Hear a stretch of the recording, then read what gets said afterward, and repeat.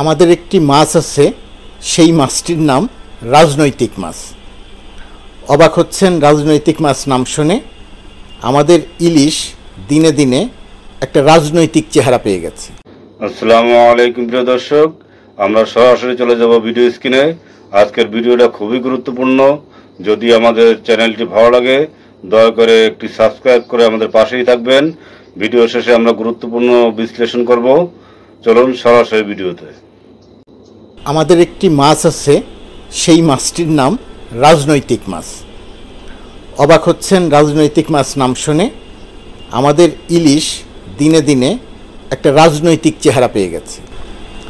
এই ধরেন গত প্রায় এক মাসেরও বেশি সময় ধরে একটা মন্ত্রণালয়ের মনে হচ্ছিল, কথার কারণে আলোচনার কারণে মনে হচ্ছিল যে একটি মন্ত্রণালয়ের প্রধান কাজই সম্ভবত ইলিশ রপ্তানি করা হবে কি হবে না, ভারতে দুর্গাপূজা উপলক্ষে ইলিশ পাঠানো হবে কি হবে না। তো ভারতীয়দের, বিশেষ করে কলকাতার, পশ্চিমবঙ্গের মানুষের কাছে বাংলাদেশের ইলিশ এক অবিশ্বাস্য ক্রেজের নাম। তারা বাংলাদেশের ইলিশের জন্যে মানে একেবারে সত্যি সত্যি যদি ওইভাবে বলি যে একেবারে বর্ডারের দিকে চোখ রেখে তাকিয়ে থাকে যে কবে বাংলাদেশ থেকে ইলিশ মাছ আসবে। এবং এই ইলিশ তাদের কাছে, যেটা বললাম যে মানে বহুকাঙ্ক্ষিত, এটা নিয়ে হাসির কিছু নাই, রসিকতারও কিছু নাই। একটি অঞ্চলের মানুষের কাছে একটি মাছ, একটি বিশেষ অঞ্চলের মাছ বিশেষ সুস্বাদু, এবং সেই কারণে সেটার প্রতি তাদের এত আগ্রহ। এবং দিনে দিনে দুর্গাপূজার সঙ্গে ইলিশের একটা অঙ্গাঙ্গী সম্পর্ক তৈরি করে নেওয়া হয়েছে। এমন একটা অবস্থা তৈরি করে নেওয়া হয়েছে যে ইলিশ মাছ ছাড়া দুর্গাপূজা অসম্পূর্ণ। যদিও বাস্তবে বিষয়টি মোটেই এরকম নয়, কিন্তু মানুষের প্রচলিত ধ্যান ধারণে এরকম একটা অবস্থা তৈরি হয়েছে। এতে কোনো সমস্যার কিছু আমি দেখি না। কিন্তু প্রশ্ন যে জায়গাটাতে, যে বাংলাদেশ এই গত 1-1.5 মাসে যেটা ঘটলো, যে ইলিশ অনেক দামি মাছ, ইলিশ যদি বাংলাদেশের মানুষ আগে খাবে তারপরে বিদেশে রপ্তানি করা হবে, বাংলাদেশ এবার ইলিশ রপ্তানি করবে না, বাংলাদেশ এবার ভারতে ইলিশ পাঠাবে না, এই আলোচনাগুলো বাংলাদেশে যতটা হচ্ছিল তার চেয়ে অনেক বেশি হচ্ছিল পশ্চিমবঙ্গে, কলকাতায়। যে বাংলাদেশ এবার ইলিশ দিল না, বাংলাদেশ কি বলে যে বাংলাদেশ ইলিশ মাছকে এমনভাবে ব্যবহার করছে যাতে দুর্গাপূজা ম্লান হয়ে যায়, ইত্যাদি ইত্যাদি। তো আমার নিজের কাছে মনে হয় যে বাংলাদেশ যে পরিমাণ ইলিশ ভারতে পাঠায়, এটা সামগ্রিক বিচারে পরিমাণটা মোটেই ওই পর্যায়ের না যেটা নিয়ে এত আলোচনা হবার কিছু আছে। টাকার অঙ্কে যদি আলোচনা করতে চাই তাহলে এটা একেবারেই আলোচনারই কোনো বিষয় নয়।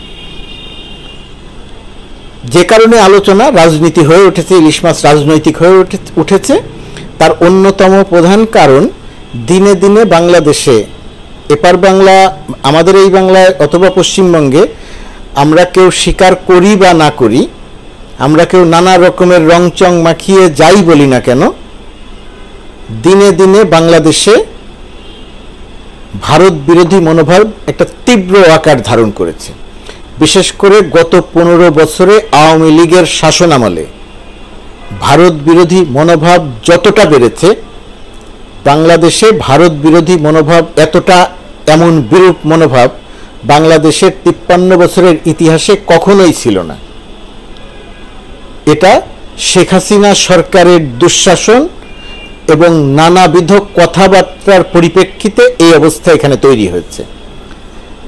এবং এর সঙ্গে রাজনীতির একটা বড় সম্পর্ক, যে ভোটারবিহীন নির্বাচনকে ভারত সমর্থন করেছে বলে বাংলাদেশের মানুষ মনে করে না, সমর্থন করেছে।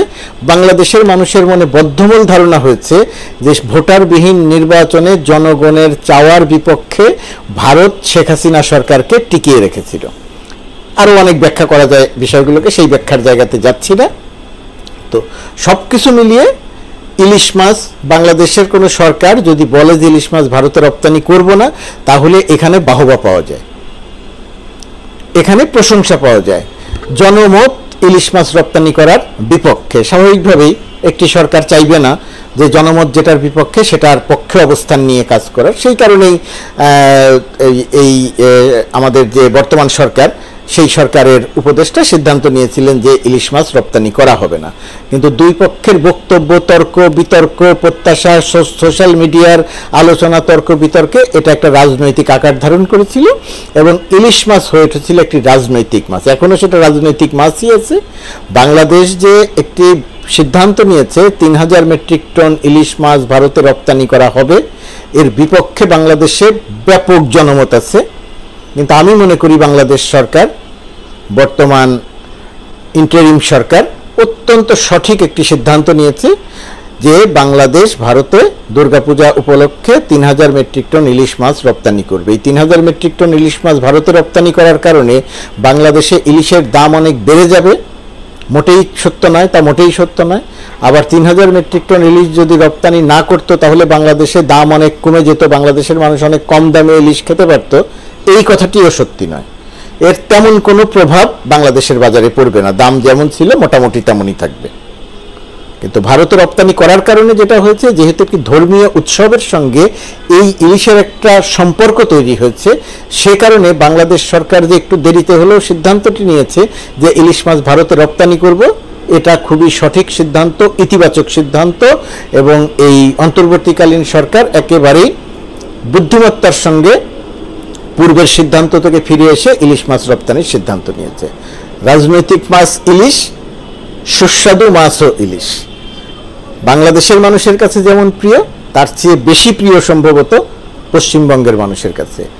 পরিমাণে কম হলেও পশ্চিমবঙ্গের মানুষ ইলিশ পাচ্ছেন, ইলিশ খাচ্ছেন, ইলিশ খেতে পারছেন, বাংলাদেশের ইলিশ খেতে পারছেন, এটা ভেবেও আমরা আনন্দিত। ধন্যবাদ তত্ত্বাবধায়ক সরকারের এই সিদ্ধান্তকে। এবং জনমত বা জনগণকে বলবো, আপনাদের যে মত, সেই মতের প্রতি শ্রদ্ধা রেখে বলছি, একটু উদারতার পরিচয় দিয়ে বাংলাদেশ যে ইলিশ মাছ ভারতে পাঠাচ্ছে এটাকে ইতিবাচকভাবে দেখিয়ে আসুন আমরা।